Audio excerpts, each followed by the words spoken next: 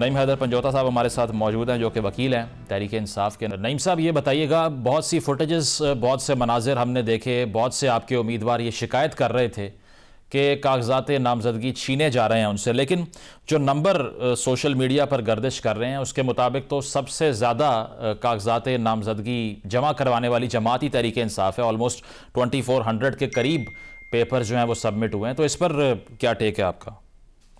बहुत शुक्रिया जी, बड़ी मेहरबानी नवाजिश जी। जी बिल्कुल, जो पोजीशन है इस वक्त भी हमारे तमाम उम्मीदवारों के जो है नॉमिनेशन पेपर जो नहीं दिए गए, इसी तरह हसन न्याजी की बात की जाए तो उनके भी नॉमिनेशन पेपर जो है वो साइन करने की इजाजत नहीं दी गई। हैदर मजीद साहब या दीगर हमारे जो मिलिट्री के पास हैं, या उसके अलावा जो बाहर, कल मैं अगर अपनी बात करूं तो हमारे भाई हैं इंतजार हुसैन पंजोता के, उन्होंने पेपर जमा करवाने थे सरगोदा से, तो उनके भी नहीं दिए गए। तो वो वकील है इमरान खान के और लीगल टीम का हिस्सा है, प्रोमिनेंट बंदे हैं, उसके बावजूद उनके पेपर नहीं दिए गए। तो वहां पर अगर कोई वर्कर जाता है या कोई हमारा लोकल जो है वो कैंडिडेट जाता है किसी इलाके का, कोई जो इस वक्त मीडिया के ऊपर या आपके तवज्जो से उसकी इतनी नहीं है कि वो इलेक्ट्रॉनिक मीडिया के ऊपर आता हो या सोशल मीडिया के ऊपर एक्टिव है, तो उसकी एप्लीकेशन तो कहीं पर नजर भी नहीं आएगी। तो हम पूरा रिकॉर्ड ले रहे हैं और कंटेम्प्ट ऑफ कोर्ट जो है वो फाइल करने के लिए सुप्रीम कोर्ट में जा रहे हैं। जो इलेक्शन कमीशन ने लेवल प्लेइंग फील्ड की यकीन दहाई करवाई थी, उसके बावजूद लेवल प्लेइंग फील्ड नहीं दी गई, और जो शिकायत वसूल की हुई थी लोगों की तरफ से, वही इलेक्शन कमीशन जो है आईजी और चीफ सेक्रेटरी वगैरह को लेटर लिख रहा है कि मुझे शिकायत वसूल हुई है।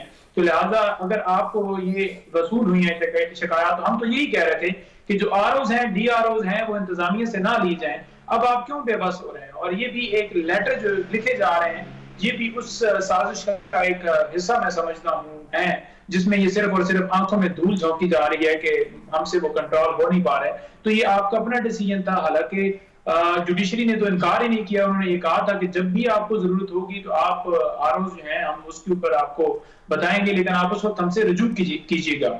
रजू ही नहीं किया गया, खुद ही प्रिजम्पशन कर ली गई। जो फरवरी के अंदर इनकार हुआ था वही इनकार सुप्रीम कोर्ट के सामने पेश कर दिया गया। वैसे नईम साहब, sorry to cut you here, 13 में जब जुडिशरी से भी आरओज लिए गए थे, उसके बाद भी खान साहब ने कहा था कि ये इलेक्शन गैर शफाफ हुआ है, तो उसकी गारंटी क्या थी कि वहां से लोग आते और आप मुतमईन हो जाते उस पर? देखिए जो आज सूरत हाल है उसमें और इसमें फर्क सिर्फ इतना है कि जो जजेस होते हैं वो कुछ एमपीयू के ऑर्डर जारी नहीं करते, जजेस वो लोगों को गिरफ्तार नहीं करते, जजेस लोगों के घरों में छापे नहीं मारते, जजेस जो है वो किसी के जो है इज्जत को की तकरीम का बेतुकीरी नहीं करते, और लोगों की जो माएँ हैं, बहनें हैं, उनके दुपट्टे जो है वो नहीं छीनते। ये तो डीआरओ जो इस वक्त जो इंतजामिया है, डीसी हैं, एसी हैं, डीपीओ हैं, इनका काम है ये ऑर्डर जारी करें, ये ग्राउंड्स के अंदर पानी छुड़वा रहे हैं। और जो ये प्रैक्टिकली लोगों की रैलियों के ऊपर जलसे की इजाजत ना देकर, पाबंदियां लगाकर लोगों को गिरफ्तार करके जो ये कर रहे हैं, वो तो नहीं 2013 में कोई जुडिशरी ने किया था। अच्छा, मुझे ये बताइए, जो बल्ले का निशान वापस लिया गया है, जो सरबराहान की फहरिस्त सामने आई है, उसमें खान साहब का नाम नहीं है।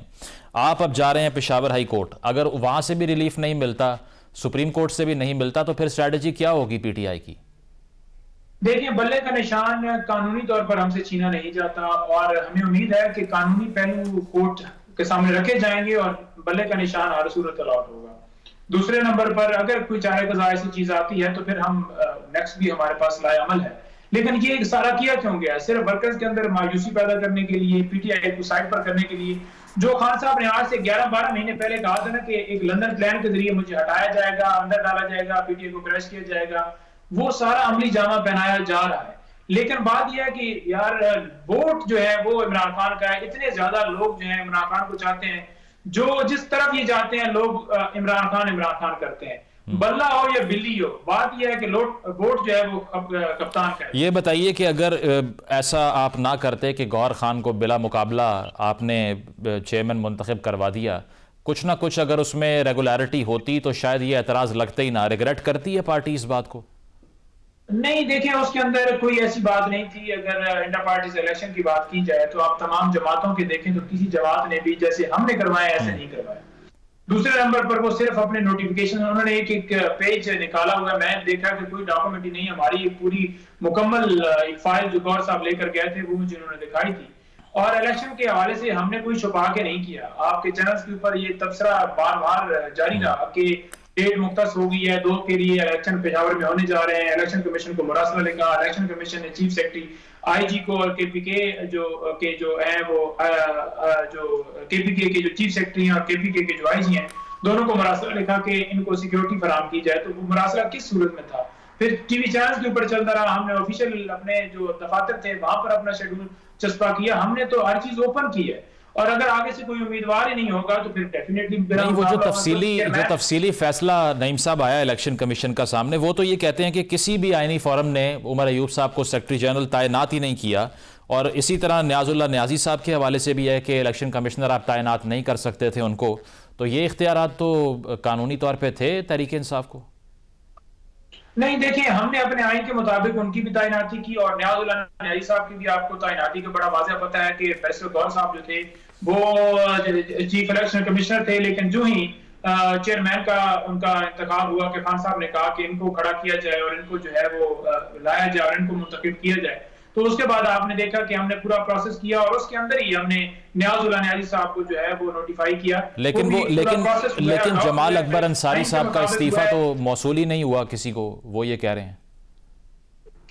किसका इस्तीफा जी? जमाल अकबर अंसारी साहब जो इससे पहले चीफ इलेक्शन कमिश्नर थे तहरीक इंसाफ के। देखिए, जमाल अकबर अंसारी जो है, आपको पता है कि वो किस तरह से उन्होंने पाकिस्तान तहरीक इंसाफ से लातल्की की है। तो जो बंदा किसी भी पार्टी से लातल्की करता है तो उसका आइन है कि वो उसका मेंबर किस तरह से रहता है, किस तरह से नहीं रहता है। तो हमारा जो आइन है वो बड़ा वाज़ेह है, हमने अपने आइन के मुताबिक देखना है। लेकिन बात यह है कि ये किसी और का मसला नहीं है, यहाँ पर सिर्फ इमरान खान का मसला है।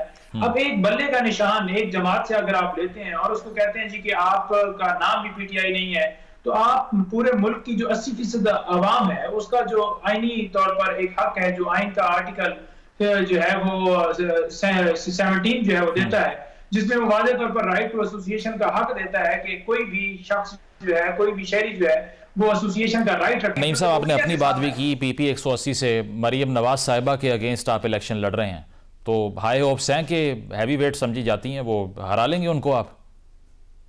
देखें, जो मरियम बाजी है ना जी, वो हल्के में पोजीशन ये है कि जो ही मेरे पेपर जमा हुए हैं ना, तो वहां पर पोलिंग और सारा सिलसिला पोस्टें लग गई हैं, तो लोगों ने पहले ही रिजल्ट दे दिया और रिजल्ट के अंदर उनका सर्वे के अंदर 7% उनका है, तो बाकी आपके अल्लाह की करम नवाजी से पीटीआई का है। ठीक है जी, अब उसमें से मैं हूँ, उससे कोई और हमारा वर्कर हो तो वो कोई फर्क नहीं पड़ता। ठीक है जी, तो बात यह है कि वोट खान का है।